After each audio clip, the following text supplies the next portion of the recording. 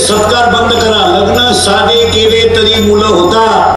पोरगी नाचती लग्नात, डीजे पुढं चुम्मा दे गाण्याला, आणि तिच्याही पहा ती दरिद्री वरून म्हणती काय माही गुड्डी ताल धरती.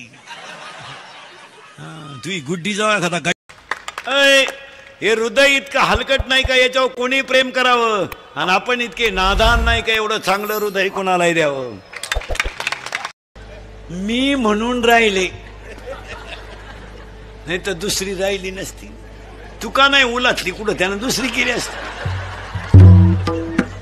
अहो मंडळी, जसं त्यांच्या कीर्तनात शब्दांचा वर्षाव असतो तसंच त्यांच्या आयुष्यातही घडली एक मोठी गोष्ट.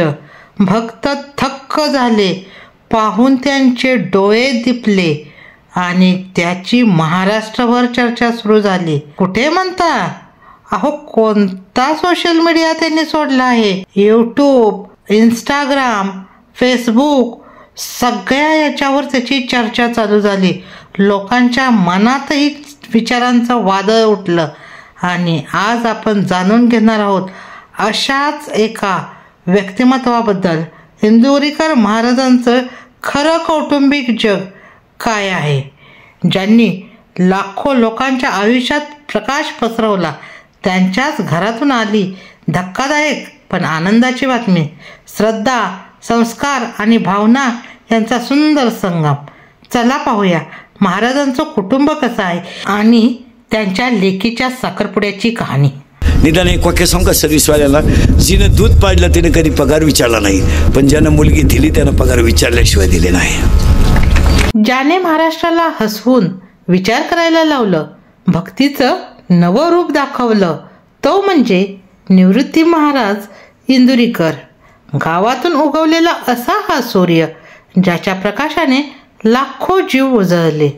अहमदनगर जिल्ह्यातील अकोले तालुक्यातील एक छोटंसं इंदुरी गाव.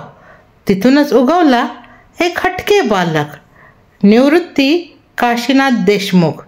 घरची खूप गरिबी, पण संस्कार मात्र खूप श्रीमंत होते. त्यांची आई ही घरातील सर्व कामकाज करून देवभक्ती करत होती. देवभक्तीचा वेळ त्यांना आईकडूनच मिळालं. त्यांचे वडील शेतकरी होते. दिवसभर शेतात राबणारा शेतकरी पाहून मुलाच्या डोळ्यात अश्रू यायचे आणि ही परिस्थिती मी बदलणारच असा ठाम निश्चय करून हा मुलगा मात्र डोळ्यात वेगळी स्वप्न घेऊन मोठा व्हायला लागला होता. वडिलांनी त्याला शिक्षण दिलं. अहो, घरात पैशाचं सोनं नव्हतं, पण देवभक्तीचं होतं. महाराजांनी BSc आणि BEd पर्यंतचं शिक्षण घेतलं. BEd केलं त्यामुळे शिक्षक व्हायचं त्यांचं स्वप्न होतं. त्यांनी अनेक ठिकाणी विना अनुदानित वर बिनपगारी अशा नोकऱ्या केल्या. त्यातून त्यांना समजलं की उदरनिर्वाहासाठी हे आपल्याला योग्य नाही. त्यांना नोकरीही मिळाली नाही, पण नियतीने त्यांच्यासाठी दुसरा दरवाजा केव्हाच उघडला होता. ते हताश झाले नाहीत. त्यांनी वारकरी संप्रदायाचा मार्ग धरला. लग्नाचं काय निघलंय? पॅकेज. 10व्याचं सुद्धा पॅकेज निघणार बामणाला. कावळाही तू चांद, भातही तूच शिजव, चप्पी तूच कर. तुला नाही कोणी भेटलं, ज्याचं प्रवचन ठुलंय त्याची कर.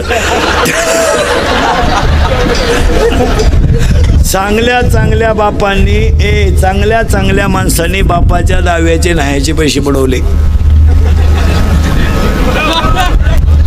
थोरी लग्न मागितले तो म्हणला आपला काय संबंध नाही. धाकटा म्हणला मी त्याचा नाहीच तर पैसे द्यायचा काय संबंध नाही. म्हणतो मी फुकाट करतो, पण त्याचा हाय एवढं तर म्हणा. आता तो तर मिळालाय. त्यावेळेला त्यांना जाणवलं की विठुराया त्यांना म्हणत होता, तू फक्त वर्ग शिकवणार नाहीस तर तू सगळ्या जगाला शिकवणार आहेस. गावोगाव हरिपाठ, भजन, कथा ऐकून त्यांनी एक ठरवलं. लोकांना हसवायचं पण विचारही करायला लावायचं. त्यातूनच जन्माला आली इंदुरीकर शैली. त्यांचं कीर्तन एवढं प्रसिद्ध झालं, लोक इंदुरीकर महाराजांचं कीर्तन म्हटलं की कुठूनही जमा व्हायचे. पैशाचं सुख नाही, मनात शांती पाहिजे. देवाचं नाव घ्या, पण मनात नेटवर्क हरवू नका. अहो, संसारात वीज जाते तरी चालते, परंतु नात्यातील करंट गेला तर सगळं संपतं. हळूहळू त्यांची कीर्तनं गावापासून शहरात, शहरातून महाराष्ट्रभर पोहोचली. लोक त्यांच्या भाषेत, विनोदात आणि साधेपणात खूप हरवले. त्यांनी अगदी घरातील साध्या साध्या गोष्टींचंही बारीक निरीक्षण करून त्यावर अतिशय योग्य व्यंग साधलं. समाजातील बारीक सारीक घटकांवर ज्या हानिकारक होत्या त्याही अचूकपणे टिपल्या आणि त्यावर देखील त्यांनी कीर्तन केलं. म्हणजे त्यांचं कीर्तन हे फक्त पूर्वीच्या अभंग सांगणे, ओव्या सांगणे एवढ्यापुरतं नव्हतं, तर सध्याच्या चालू असलेल्या समाजातील अचूक निरीक्षण, त्यावर योग्य घाला, तोही विनोदी शैलीत. ही शैली लोकांना फारच आवडली. हळूहळू त्यांची कीर्तनं गावापासून शहरात, शहरातून महाराष्ट्रभर पोहोचली. हे क्वाटरी बिटरी प्यायचं आता बंद करा, जरा जागेवर या, जरा लाजा धरा, लाजा. त्यांनी दारू, व्यसन, हुंडा, स्त्री सन्मान यासारख्या विषयांवर ठोस भाष्य केलं. मुलगी म्हणजे देवघरातला दिवा, तिला जपलं तरच घर उजळतं, नाहीतर आयुष्य काळोखात जातं. प्रसिद्धी वाढली तशी काही वादही वाढले. एखादं जर प्रसिद्धीच्या जोतावर स्वतःच्या कर्तृत्वावर गेलं तर न बघवणाऱ्यांची संख्या भरपूर प्रमाणात असते, कारण त्यांच्यासारखं तिथपर्यंत जाता येत नाही. मग ते दुसरं अस्त्र उपसतात त्यांच्यावर टीका टिप्पणी करायची. काहींनी टीका केली, काहींनी गैरसमज पसरवले, पण महाराजांनी शांततेत उत्तर दिलं. लोक टीका करतात म्हणजे आपण चाललो आहोत, थांबलो असतो तर कोणी बोललं नसतं. महाराजांचं आयुष्य साधं, कुटुंब एकत्र, पत्नी धार्मिक आणि समजूतदार. त्यांना 2 अपत्य, मुलगा आणि कन्या ज्ञानेश्वरी देशमुख. ज्ञानेश्वरी म्हणजे महाराजांच्या हृदयाचा तुकडा. ते नेहमी म्हणतात, माझं लेकरू म्हणजे माझं कीर्तनाचं पुढचं पान आहे. 4 नोव्हेंबरला महाराजांच्या घरात आनंदाचा उत्सव झाला. ज्ञानेश्वरीचा साखरपुडा झाला. साहिल चिलाप या यशस्वी तरुण. साहिल चिलाप हे मूळचे पुणे जिल्ह्यातील जुन्नर तालुक्यातील काटेड येणेरे गावचे आहेत. उच्च शिक्षक, मेहनती आणि व्यावसायिक मनाचे. ते सध्या नवी मुंबईत बांधकाम आणि ट्रान्सपोर्ट व्यवसायात आहेत. त्यांच्या कुटुंबाकडे मोठी बागायती शेती, शेकडो वाहने आणि प्रगतीचा इतिहास आहे. मुलीचा हात अशा माणसाच्या हातात दिला जो केवळ श्रीमंत नाही तर संस्कारीही आहे. हीच खरी संपत्ती आहे. संसारात पैसा असावा पण मनात परमेश्वर असला पाहिजे. संगमनेरमध्ये पार पडलेला साखरपुडा म्हणजे भक्ती आणि संस्कृतीचा संगम होता. रथावरून मिरवणूक, वारकरी वेशातील टाळकरी आणि महाराष्ट्रीयन जेवण, थाट राजेशाही पण भावना साधेपणाच्या.